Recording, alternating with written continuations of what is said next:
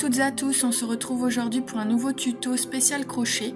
Donc là j'ai fabriqué donc un headband spécial pour le printemps et l'été avec un point très aéré et plutôt élastique qui permettra de s'adapter facilement sur les petites têtes de nos princesses. Voici le matériel dont vous aurez besoin.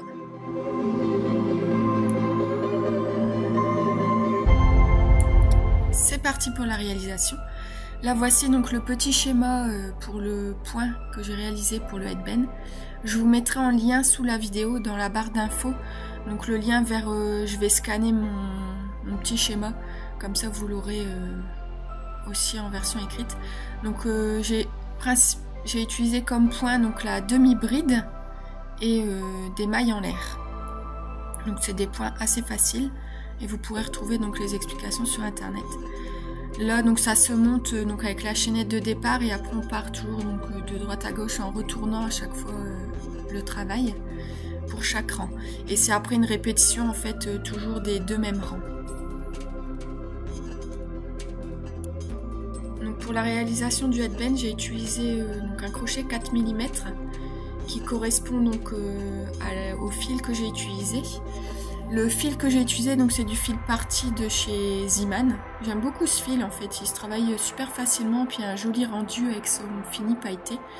Et donc j'ai utilisé également donc je vais vous montrer juste après, un deuxième crochet donc un peu plus grand, donc c'est un 5 mm si je ne me trompe pas, pour faire ma chaînette de départ parce que j'ai toujours tendance à crocheter assez serré. Donc pour éviter que mon départ soit trop serré, j'utilise toujours un crochet souvent de la taille au-dessus. Donc évidemment là ça zoome pas bien, mais c'est un 5 mm si ça veut bien faire le zoom. Donc pour éviter d'avoir un travail trop serré dès le départ. Donc on va commencer donc le travail avec le crochet numéro 5.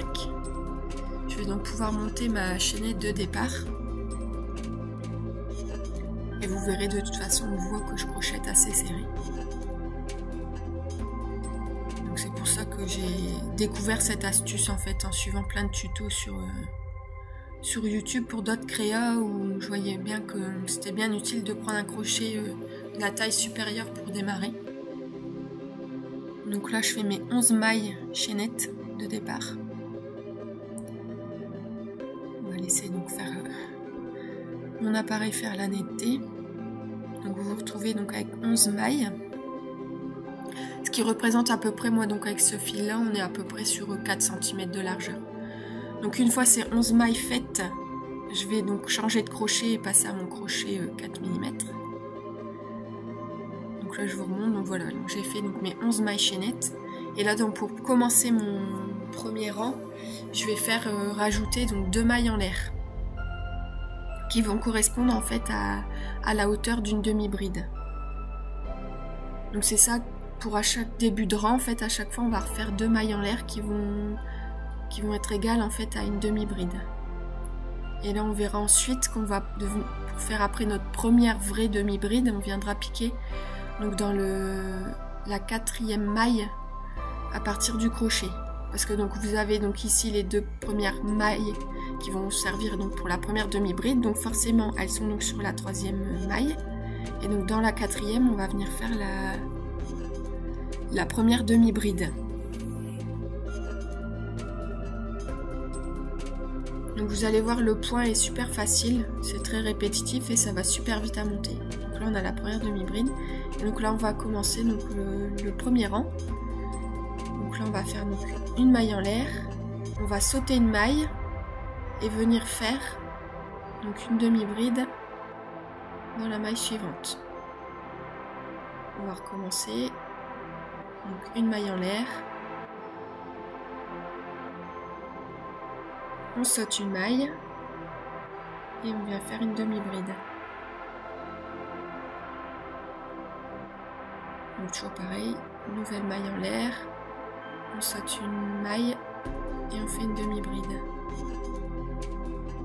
On va faire ça donc jusqu'à la fin du rang. Donc vous voyez, vous aurez votre point vraiment bien aéré. Donc toujours avec donc là sur ce premier rang en fait vous allez avoir deux demi-brides une maille en l'air, une demi-bride, une maille en l'air, une demi-bride. Donc là on va faire encore une maille en l'air, on saute une maille, une demi-bride, et là on va venir faire donc une demi-bride dans la dernière maille. Donc là vous allez faire donc votre dernière demi-bride dans la dernière maille de la chaînette de départ. Donc là voilà, le premier rang est terminé. Et vous allez voir pour la suite, en fait, on va toujours faire en fait le rang 1 et le rang 2 qu'on va alterner pour faire tout le long. Donc là, le premier rang, donc voilà, comme on a vu, donc 2 demi-brides, une maille en l'air, demi-bride, etc. De toute façon, je vous remettrai, donc comme j'ai dit, le schéma en dessous. Donc là, pour passer au deuxième rang, donc vous allez faire 2 mailles en l'air et vous allez tourner votre ouvrage pour toujours retravailler en fait de droite à gauche.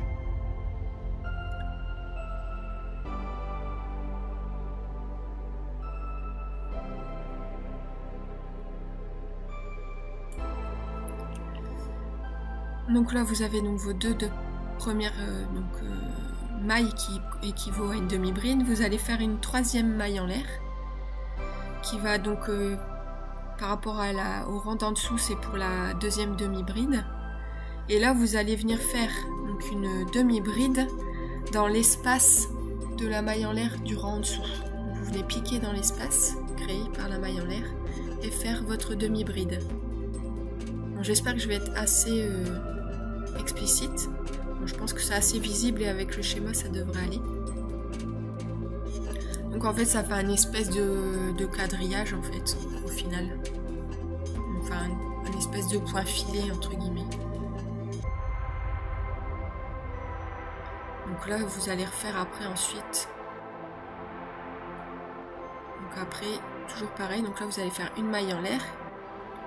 Et vous allez venir faire donc une demi-bride dans le prochain espace de la maille en l'air du rang précédent. Et donc vous allez faire ça pour tout le rang.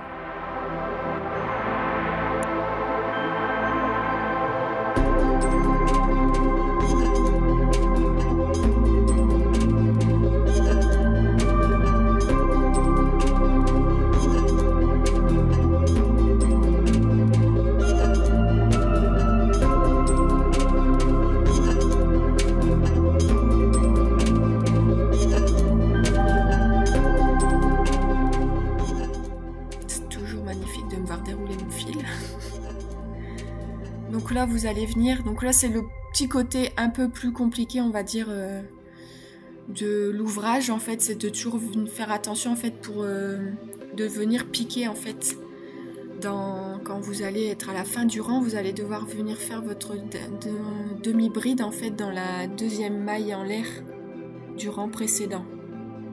Donc c'est la seule, on va dire, je trouve c'est la seule difficulté de l'ouvrage, c'est de faire attention en fait de toujours piquer dans la deuxième maille en l'air du rang précédent en fait, enfin du terme, pour venir terminer le rang. Vous allez faire votre demi-bride pour en fait essayer que ça reste bien droit le travail, parce que si vous piquez pas toujours au même endroit, ça va pas être toujours idéal. Donc, vous voyez, comme je disais, ça fait un espèce de quadrillage filé. Donc ça permet d'avoir un joli point très aéré, et puis c'est aussi un côté élastique pour le headband qui soit facile à mettre en place. Donc là vous voyez on a fait donc le rang 1, le rang 2, donc on va passer au rang 3 et donc en fait le rang 3 on va répéter le rang numéro 1. Donc là toujours pareil, on fait 2 mailles en l'air, on tourne l'ouvrage et donc là donc on va venir faire une première, donc le 2 mailles en l'air équivaut à une demi-bride et là on va faire une deuxième demi-bride donc dans l'espace laissé par la maille en l'air précédente. Maille en l'air, etc. Donc on reprend vraiment comme le premier rang. Donc là j'ai laissé je suis pas passée à une vitesse trop accélérée pour faire avec vous donc plusieurs rangs pour que vous voyez à peu près comment ça se travaille. J'espère que ça ira et que c'est assez visible. Parce que je vous avoue que c'est mon deuxième seulement tuto crochet. Donc j'essaye de faire au mieux. N'hésitez pas, surtout si vous avez des questions, à me laisser des petits commentaires et puis même à mettre des petits pouces bleus en l'air pour me dire vous appréciez la vidéo. J'en ai d'ailleurs une prochaine déjà tournée pour faire un petit bracelet au crochet. Vous voyez, donc là toujours pareil, la petite difficulté de l'ouvrage, donc toujours venir pour faire la dernière demi-bride du rang, de bien repérer la deuxième maille en l'air du rang précédent.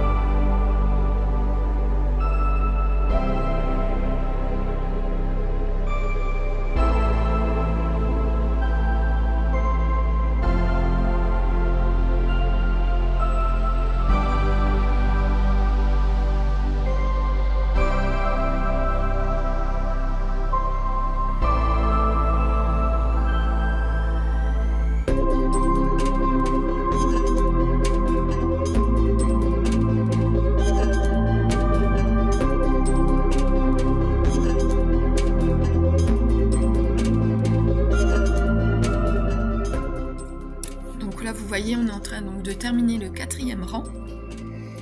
Donc le dessin commence vraiment à bien apparaître du schéma, donc cette espèce de quadrillage, on va dire. Donc maintenant je vais voir avec vous donc par rapport pour la longueur du headband. Après pas mal de recherches donc sur internet pour essayer de trouver la longueur, on va dire, idéale.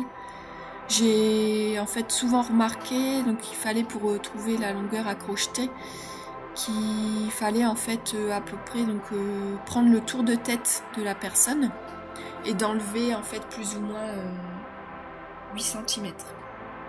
Après à vous d'ajuster, hein, de faire des essais aussi, mais c'est à peu près moi ce que j'ai repéré au fil de mes recherches et de mes essais, que c'était à peu près ça. En tout cas pour les headbands déjà que j'avais fait cet hiver, c'était parfait de faire le tour de tête avec environ moins 8 cm. Après si vous savez pas le tour de tête de la personne pour laquelle vous allez faire, sur internet on trouve pas mal en fait hein, sur plein de sites de crochet tricot on va dire des guides de taille comme il y a sur les sites de vêtements, donc pour vous aider pour savoir à peu près combien faire. Puis là il y a l'avantage, celui-là au moins si vous faites un peu trop petit, il est un peu élastique.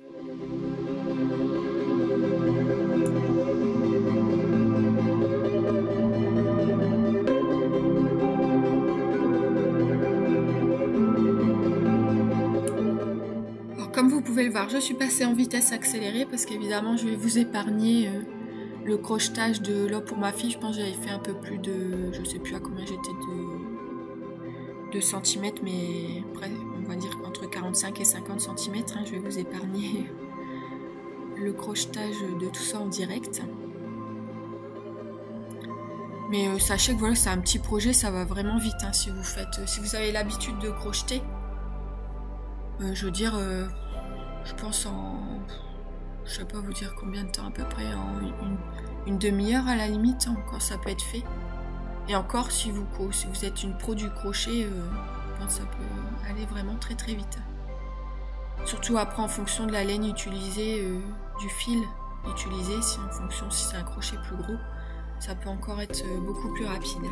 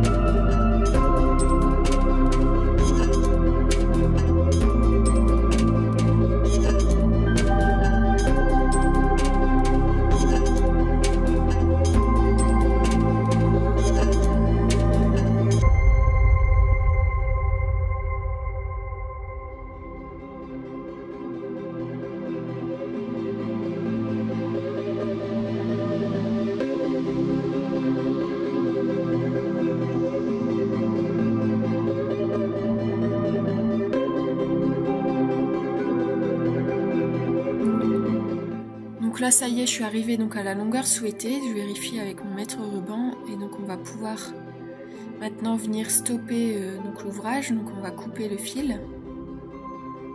Et donc avec le crochet on va repasser le fil pour faire un nœud. Donc là donc c'est bon, ça ne bouge plus. Et maintenant on va passer donc à la fermeture du headband pour avoir cet effet croisé. Donc vous allez voir, c'est super simple à réaliser. Après, une fois qu'on a compris la technique, moi c'est ce que j'avais déjà réalisé en fait pour mes headbands de cet hiver. Donc j'ai repris le même principe pour celui-ci. Donc vous venez former un espèce de U avec part égale de chaque côté. Vous venez donc placer les deux morceaux l'un au-dessus de l'autre à peu près à la moitié. Vous allez venir donc rabattre le premier côté et le deuxième. Donc en fait ça fait vraiment comme deux U qui viennent s'imbriquer. Et donc là vous allez avec chaque morceau de fil, donc avec le fil de départ et le fil à la fin, vous allez venir en fait avec votre aiguille à laine coudre donc en fait les deux morceaux ensemble pour que tout tienne correctement. Donc vous allez voir, je vais repasser donc plusieurs fois. Donc là je vérifie que c'est bien mis en place. Donc je vais venir coudre et je vais passer plusieurs fois. Je vais faire pareil donc avec les deux fils des deux côtés, des deux extrémités.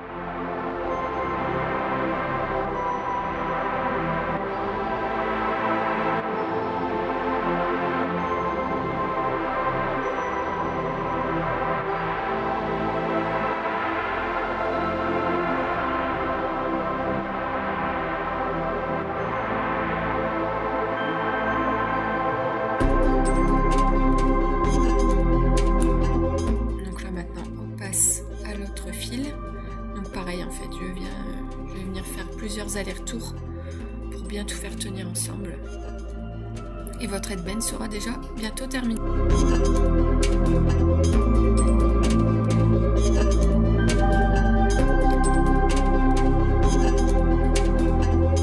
voilà, il n'y a plus qu'à couper les fils. Et là vous allez pouvoir donc, là vous voyez ça c'est comment on avait fait. Vous retournez en fait. Et vous avez donc cet esprit croisé qui apparaît. Et voilà, votre headband est déjà terminé. Donc c'est super simple à faire, ça peut être... franchement, moi je suis pas une experte du crochet pour l'instant encore, donc c'est largement accessible à toutes les débutantes. Et comme là je vous disais aussi au départ, et comme là je vous remonte, vous pouvez après faire de la largeur que vous souhaitez. Et voilà, le tuto est terminé. J'espère que ça vous a plu et que ça vous donnera plein d'idées pour de nouvelles créations. À bientôt!